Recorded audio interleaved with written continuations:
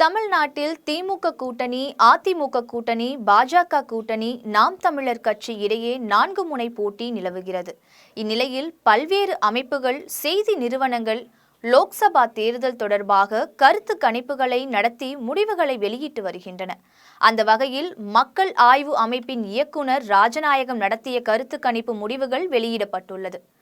Rajanayagam team சார்பில் ஒவ்வொரு சட்டசபை தேர்தல் மற்றும் லோக்சபா தேர்தல் சமயங்களில் மக்களை சந்தித்து கருத்து கணிப்பு நடத்தி ரிசல்ட்டை வெளியிடுவது வழக்கமான பணியாகும். அந்த வகையில் வரும் லோக்சபா தேர்தல் தொடர்பான கருத்து கணிப்பு முடிவுகள் வெளியிடப்பட்டுள்ளது. இது பற்றி மக்கள் ஆய்வு அமைப்பின் இயக்குனர் ராஜநாயகம் சென்னையில் பத்திரிகையாளர்களை சந்தித்து விளக்கினார்.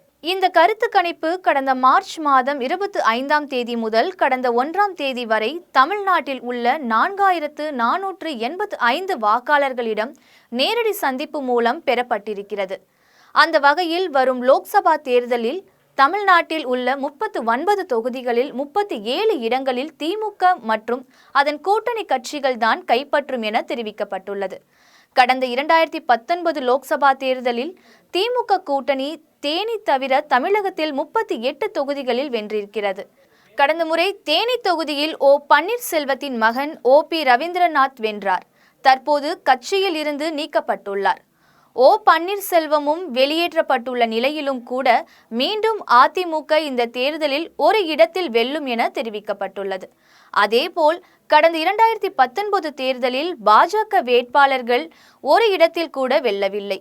2014 கன்னியாகுமரியில் வென்று எம்பியான பொன் ராதாகிருஷ்ணன் கூட கடந்த முறை தோற்றார். இருப்பினும் வரும் தேர்தலில் பாஜக ஒரு இடத்தில் வெல்லும் என ராஜநாயகம் டீம் நடத்திய கருத்து கணிப்பில் கூறப்பட்டுள்ளது. தமிழகத்தில் கூடுதல் இடங்களை கைப்பற்ற அதிமுக, பாஜக முயன்று வரும் நிலையில் ராஜநாயகம் டீம் கருத்து கணிப்பு அந்த கட்சிகளுக்கு அதிர்ச்சியை ஏற்படுத்தியுள்ளது. இதன் மூலம் வரும் லோக்சபா தேர்தலிலும் சீமான், நாம் தமிழர் கட்சி ஒரு இடத்தில் கூட வெல்லாது என கணிக்கப்பட்டுள்ளது. இது நாம் தமிழர் கட்சியினருக்கு ஏமாற்றம் அளிக்கும் வகையில் உள்ளது.